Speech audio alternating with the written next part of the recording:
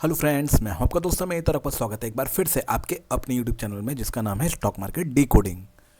तो फ्रेंड्स, आज का दिन है शनिवार और तारीख है 1 फरवरी 2025। जैसा कि आपको पता है कि आज यूनियन बजट था और यूनियन बजट आ गया। इसके अंदर जो रिटेल पब्लिक है यानी कि जो इंडिविजुअल्स हैं उनके लिए खुशखबरी आई कि सरकार ने 12 लाख रुपए तक जो इनकम टैक्स है वो टैक्स फ्री कर दिया है।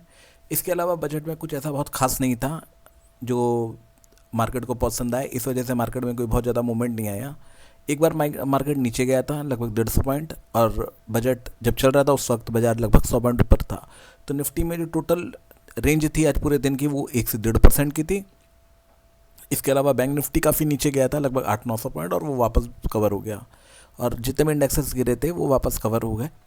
तो फ्रेंड्स, जैसा कि मैंने आपको सुबह बताया था कि हम कुछ ट्रेड करने वाले थे और हमने कुछ ट्रेड डाले थे। अगर आप हमारा पिछला वीडियो देखेंगे तो हमारे ट्रेड एग्जीक्यूट हो चुके थे और हमने अपने सारे ट्रेड स्क्वायर भी कर दिए थे उस टाइम पे ही।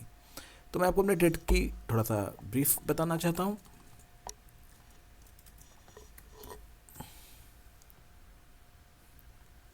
फ्रेंड्स, निफ्टी का जो हमने पुट परचेस करने के लिए डाला हुआ था 56 रुपीज़ में, वो हमारा एग्जीक्यूट हो गया था, जिसको हमने निकाल दिया था 68 में फ्रेंड्स।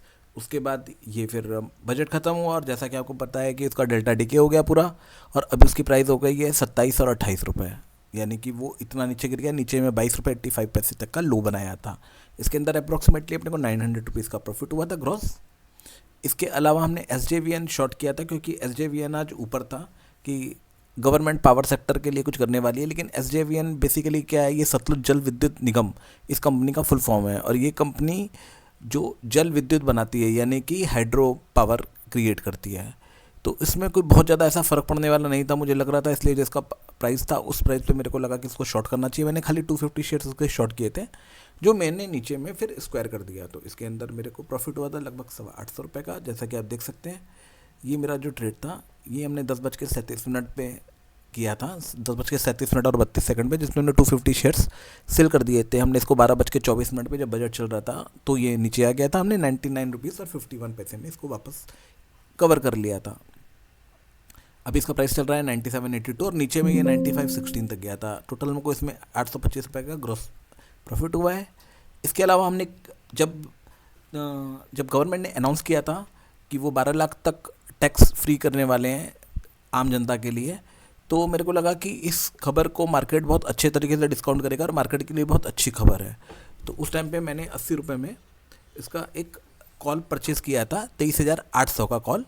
वो कॉल जो मैंने परचेज़ किया था वो 80 रुपीज़ में परचेज़ किया था। लेकिन जिस तरीके से मार्केट रिएक्ट कर रहा था और जिस तरीके से जो एनालिस्ट थे वो इसके ऊपर कमेंट्री कर रहे थे कि बजट उनको बहुत ज़्यादा मतलब ऑप्टिमिस्ट नहीं लगा, तो मैंने उस वक्त तुरंत इसके अंदर जो लॉस था वो बुक कर लिया। जैसा कि आप देख सकते हैं फ्रेंड्स, 80 रुपये 10 पैसे में मैंने इसको परचेज़ किया था और 77 रुपीज़ में मैंने इसमें लॉस बुक कर लिया। जो लॉस बुक हुआ और जो इसमें टाइम था ये आप देख सकते हैं, 12:17 और 6 सेकंड पे मैंने इसको बाय किया था और 12:22 और 33 सेकंड पे मैंने इसको सेल कर दिया। फ्रेंड्स, ये अच्छा किया क्योंकि बहुत ज़्यादा डेल्टा डिके हुआ और उसके बाद जो इसकी प्राइस थी वो ज़बरदस्त नीचे गिरी। नीचे में इसकी प्राइस 37.10 तक आ गई थी और अभी इसकी प्राइस चल रही है 43 रुपीज़ 60 पैसा। यानी अगर मैं इसको नहीं परचेस कर लेता, यानी इसके अंदर लॉस बुक नहीं कर लेता, 232 रुपये 50 पैसे का इसके लॉस हुआ है, तो फिर जो मेरा लॉस था वो बढ़ जाता और जितनी प्रॉफिट थी वो सारी चली जाती और जो मेरे को नेट में लॉस ही होता। फ्रेंड्स देखिए, जैसा मैं आपको हमेशा बोलता हूँ कि स्टॉक मार्केट में लॉस बुक करना भी बहुत ज़रूरी है, क्योंकि अगर आप लॉस में खड़े रहते हैं तो फिर आपको लॉस होगा। आपने देखा होगा कि लॉस में बहुत छोटे छोटे बुक कर लेता हूँ और प्रॉफिट में कोशिश करता हूँ खड़ा रहूँ, लेकिन प्रॉफिट में भी कई बार उतना ज़्यादा नहीं हो पाता क्योंकि मार्केट जिगजैग करके चलता है। फ्रेंड्स, मैं आपको डिस्क्लेमर देना चाहता हूँ कि हम लोग किसी तरह का कोई भी बाय या सेल का सिग्नल, बाय या सेल का कोई रिकमेंडेशन नहीं देते, ना ही हम लोग कोई बाय सेल के लिए कोई स्टॉक रिकमेंडेशन करते हैं। हमारे वीडियो में जिन भी स्टॉक्स या फिर अंडरलाइन की बात हो रही है वो सिर्फ एजुकेशनल पर्पज़ के लिए है और एंटरटेनमेंट पर्पज़ के लिए। किसी तरह का बाय या सेल का कोई रिकमेंडेशन नहीं है। तो प्लीज़ हमारे वीडियोज़ को देख करके किसी भी तरह का कोई भी बाय सेल ना बनाए। किसी भी यूट्यूबर या फिर किसी भी इन्फ्लुएंसर की वीडियो देख करके या उनकी बातें सुन करके किसी भी तरह का प्रॉफिट पोजीशन ना बनाए। खासतौर पे उन लोगों से बिल्कुल बच करके रहें जो आपको शेयर मार्केट में फिक्स रिटर्न का प्रॉमिस करते हैं, क्योंकि शेयर मार्केट में फिक्स रिटर्न जैसा कुछ नहीं होता फ्रेंड्स।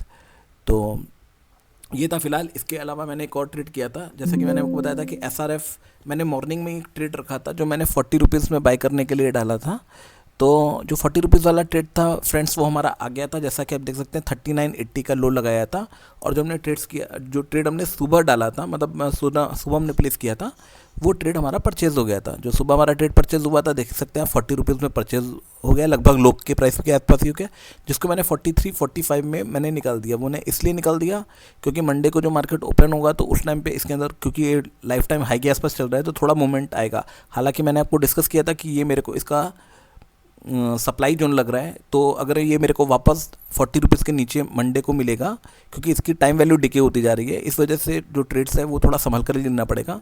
ये ट्रेड मुझे क्रिएट करना है, लेकिन अगर ये 40 रुपीज़ के नीचे वापस मेरे को मिलेगा, अराउंड 35 से 40 के बीच में जो भी इसका मार्केट प्राइस रहेगा, उसके हिसाब से हम लोग देख करके हो सकेगा तो मंडे को इसके ट्रेड को एग्जीक्यूट करने का ट्राई करेंगे फ्रेंड्स।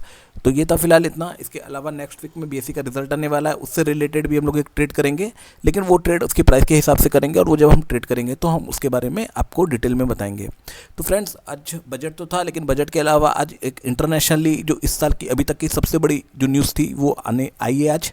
और वो न्यूज़ हो सकता है कि बहुत ज़्यादा ब्रॉडर मार्केट को इफेक्ट करे, और वो न्यूज़ है कि अमेरिका ने कनाडा और मैक्सिको के ऊपर 25% टैरिफ लगा दिया और चाइना के ऊपर 10% टैरिफ लगा दिया है। तो फ्रेंड्स ये हिस्टोरिक कदम है। अमेरिका के अंदर जो मैक्सिको से ट्रेड होता था और कनाडा से ट्रेड होता था वो फ्री ट्रेड होता था।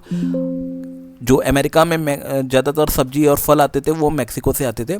तो इस टैरिफ की वजह से हो सकता है कि अमेरिका में चीज़ों की कीमत बढ़ जाए और वहाँ पे इन्फ्लेशन बहुत ज़्यादा बढ़ जाए, जिसका इफेक्ट हम आने वाली अमेरिका में जो पॉलिसीज आएंगी उनके अंदर देखेंगे, और अमेरिका में जो डाटा आएगा उसके ऊपर देखेंगे। क्योंकि जो मिस्टर ट्रंप है उनका क्लियर इंस्टेंट है कि वो अमेरिका में इनपुट ड्यूटी बढ़ा करके वहाँ के लोगों को जो इनकम टैक्स है वो फ्री करना चाहते हैं।